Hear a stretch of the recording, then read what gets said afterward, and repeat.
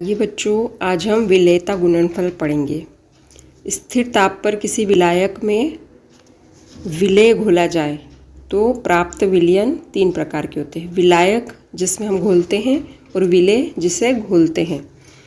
तीन प्रकार के जो विलयन प्राप्त होते हैं वो है असंतृप्त विलयन, संतृप्त विलयन और अति संतृप्त विलयन।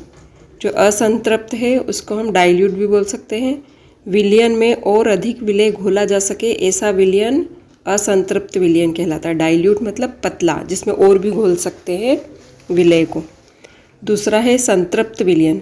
निश्चित ताप पर असंतृप्त विलयन में विलेय घोलते घोलते अगर ऐसी स्थिति आ जाए कि अब और अधिक नहीं घोल सकते हैं, इससे ज़्यादा घोलने पर वह अघुलनशील रह जाएगा, तो वह विलयन संतृप्त विलयन कहलाता है।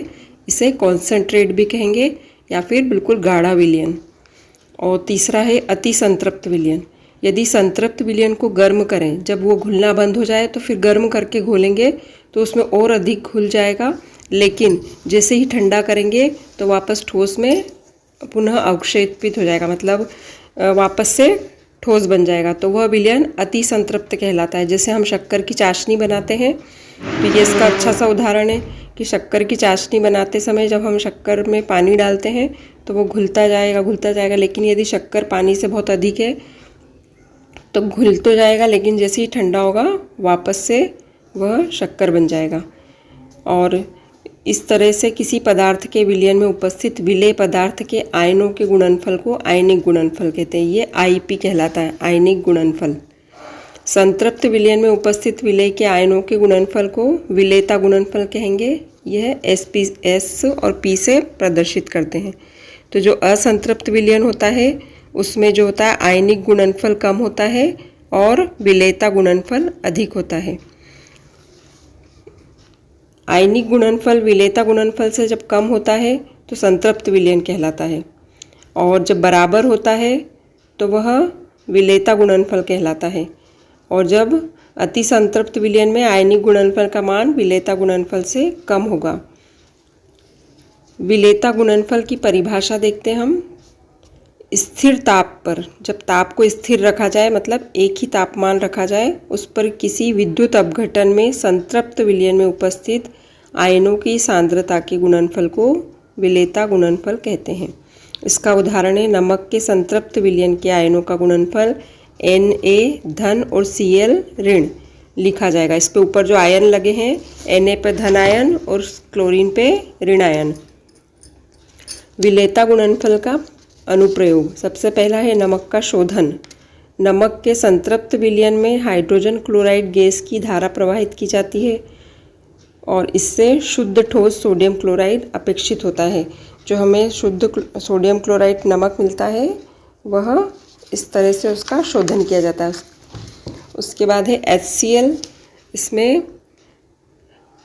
HCl गैस प्रवाहित करने पर Cl आयनों की संख्या बढ़ जाती है और सोडियम और क्लोरीन आयनों पर आयनिक गुणनफल NaCl की विलेयता गुणनफल से अधिक हो जाता है और शुद्ध NaCl अवक्षेपित हो जाता है। जो हमें नमक शुद्ध मिल जाता है वह इसका एक अच्छा सा उदाहरण है नमक को शुद्ध करना। इसलिए यह अपेक्षित नहीं हो पाता है और विलयन में रह जाता है।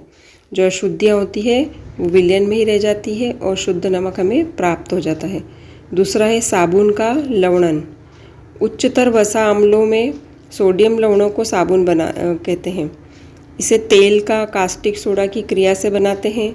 साबुन युक्त जलीय विलयन में जब नमक मिलाया जाए तो उसमें सोडियम धन आयनों की सांद्रता बढ़ जाती है और सोडियम धन आयन में गुणा होता है कार्बन 17, हाइड्रोजन 35 और कार्बन ऑक्सीजन। ये होगा सोडियम आयन और एस्टिएरेट आयन।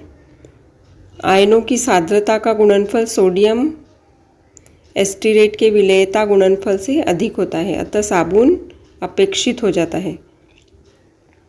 तीसरा है विलेयता गुणनफल से अल्प विलेय लवणों की विलेयता की गणना। किसी अल्प विलेय लवण की विलेयता की गणना उसकी विलेयता गुणनफल से की जा सकती है। उसके बाद है मोलर विलेयता ज्ञात करना। किसी अल्प विलेय 2 आयनों वाले विद्युत अपघट्य का विलेयता गुणनफल ज्ञात करने के लिए विलेयता मोल प्रति लीटर से ज्ञात की जा सकती है। इसका सूत्र है S बराबर KSP मोल प्रति लीटर, ये रूट वर्ग में आएगा। और उसके बाद ही पांचवा, भारात्मक विश्लेषण में अवशोषण अभिकर्मक को अधिकता में डालना। छठा है गुणात्मक विश्लेषण में विलेयता गुणनफल का अनुप्रयोग। और तृतीय वर्ग के हाइड्रोक्साइड का अवक्षेपण, अमोनियम क्लोराइड की उपस्थिति में अमोनियम हाइड्रोक्साइड मिलाने पर केवल तृतीय वर्ग के हाइड्रोक्साइड का ही अवक्षेपण होता है। अतः NH4Cl की उपस्थिति में सम आयन प्रभाव के कारण NH4Cl की उपस्थिति में सम आयन प्रभाव के कारण NH4OH का आयनन कम हो जाता है, जिसके फलस्वरूप OH ऋण आयन का सांद्रण इतना ही होता है कि केवल तृतीय समूह के मूलकों के हाइड्रोक्साइड ही अपेक्षित हो पाते हैं और अन्य चौथा, पांचवा और छठा मूलक अवक्षेपित नहीं होता। अवक्षेप मतलब जैसे शक्कर में जब हम चाशनी बनाते हैं और जब ठंडी होकर वापस जम जाती है वो उसके अवक्षेप प्राप्त होते हैं, इसे अवक्षेप कहेंगे और यह क्रिया अवक्षेपण कहलाएगी। अब इसमें प्रश्न आ सकते हैं, विलेयता गुणनफल की परिभाषा दीजिए और विलेयता गुणनफल के दो कोई उपयोग बताइए, और नमक के संतृप्त विलयन में हाइड्रोक्लोरिक अम्ल गैस प्रभावित करने पर HCl गैस प्रभावित करने पर शुद्ध नमक अपेक्षित क्यों होता है, किस तरह से प्राप्त होता है, ये सब प्रश्न इसमें आ सकते हैं और इसे अच्छे से समझ लीजिए और याद करिए।